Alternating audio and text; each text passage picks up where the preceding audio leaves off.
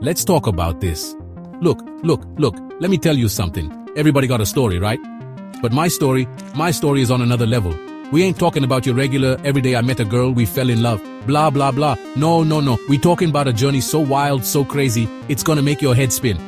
People talk about monogamy, right? One person, forever. That's cute, that's real cute. But I looked at that and I said, is that it? Is that all we got? I wanted more, I needed more.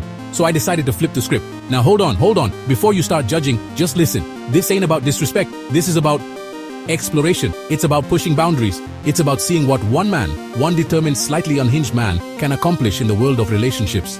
We're about to go on a ride, people. From 1 to a number so big, your calculator will start smoking. We're talking about a mathematical impossibility of love, lust, and sheer chaos. You think you know what a complicated relationship status is? You ain't seen nothing yet, so buckle up. Get your popcorn. Put your phone on silent, unless you're using it to watch me, which you should be. Because what I'm about to lay out for you is a masterclass in ambition. It's a cautionary tale. It's a comedy of errors. It's the story of how I went from one to, well, let's just say a lot.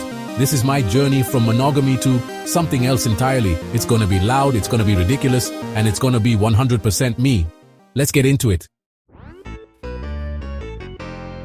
So boom, I hit 30. 30. You know what that means? You're supposed to be settling down, buying a sensible couch, arguing about what to watch on Netflix. That's the script, right?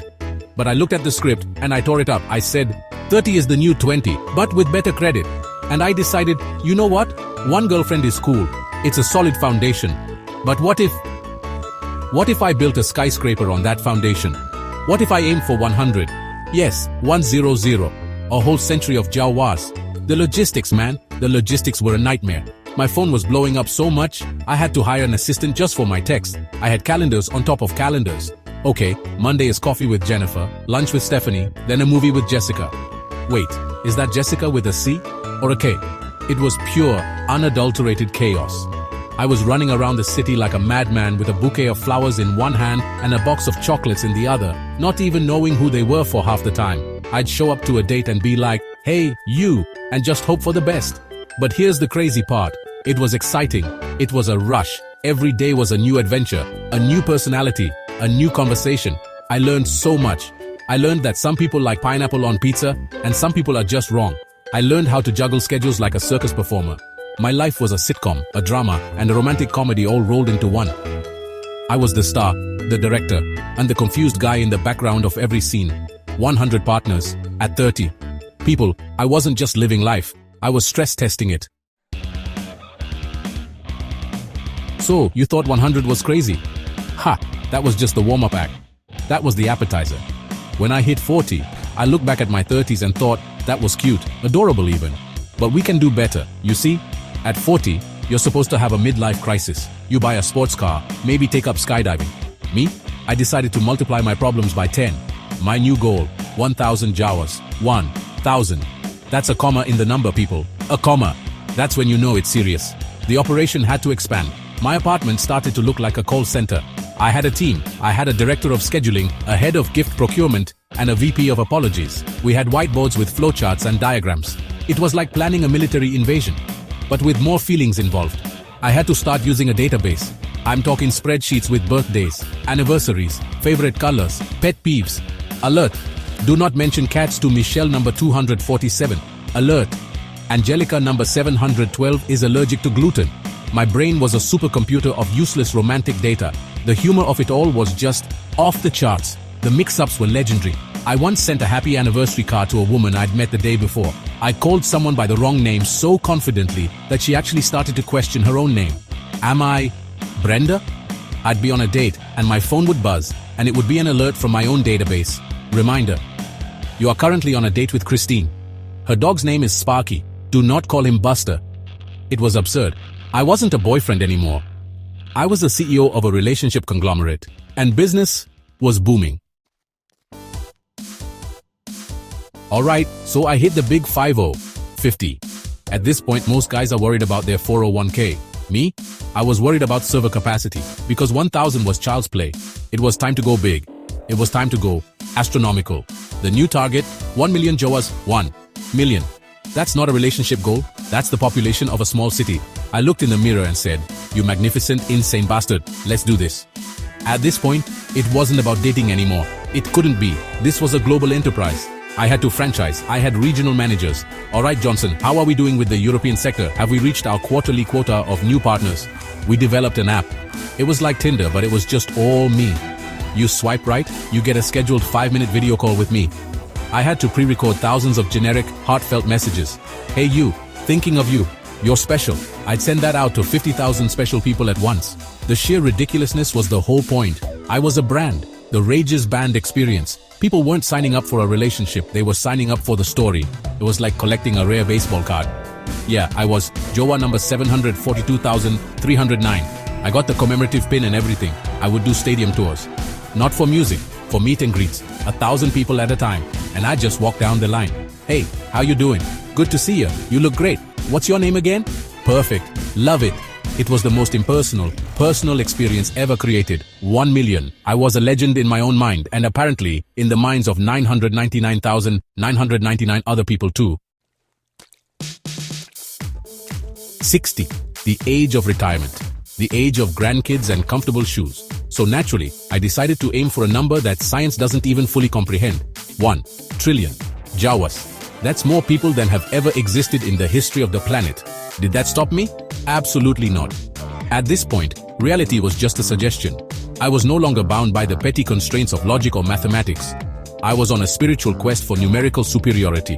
How do you get 1 trillion partners? You go intergalactic, you go metaphysical. I started a recruiting program for aliens. I put billboards on the moon. Tired of your own species? Give a human a try.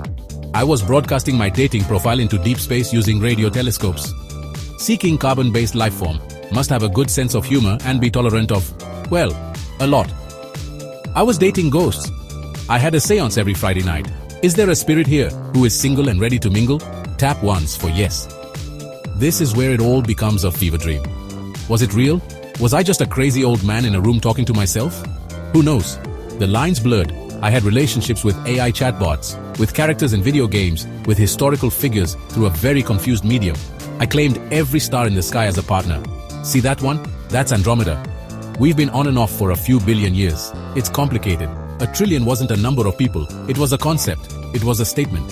It was me at age 60, shaking my fist at the universe and saying, I'm not done yet. Give me more. From 70 to 100, the numbers didn't matter anymore. 1 trillion, a quadrillion, a gazillion, they were just words. The game changed. It wasn't about acquisition anymore. It was about survival. This was the final chapter, the end game. Walang katapusang pambabay, matira matibay.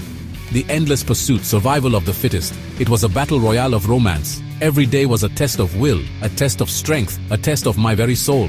It became a legendary quest. People would tell stories about me. They say he's still out there, an old man with a twinkle in his eye, still charming his way through the universe. My remaining partners were the elite, the champions, the ones who had stuck it out through the chaos, the spreadsheets, the alien recruitment phase. They were tough. They were warriors. Our dates weren't coffee and a movie. They were endurance challenges. Okay, first one to climb this mountain gets to pick where we eat dinner. My life was a testament to never giving up, even when the goal is completely insane. From 70 to 80 to 90 and beyond, I was a force of nature, a romantic hurricane that never lost its strength. I was the last man standing in a game I invented myself. Matira Matibe. It wasn't about love anymore. Maybe it never was. It was about the chase. It was about the story.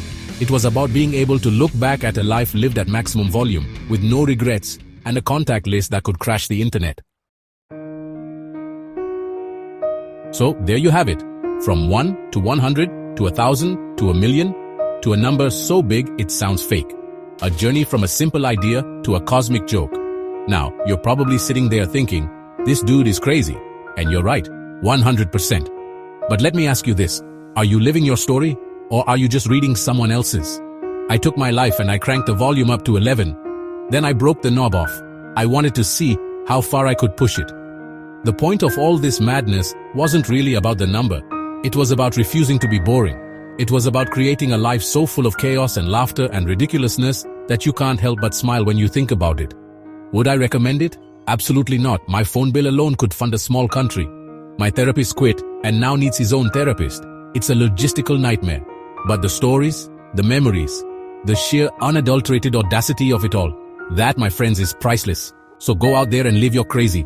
Maybe your crazy isn't a trillion Joas. Maybe it's learning to bake bread, or traveling to a place you can't pronounce, or finally starting that thing you've always wanted to do. Whatever it is, do it. Make it big, make it loud, make it your own. Because in the end, we've only got one shot at this. You might as well make it a story worth telling. My name is Rages Band, and that was my story. For now, peace out.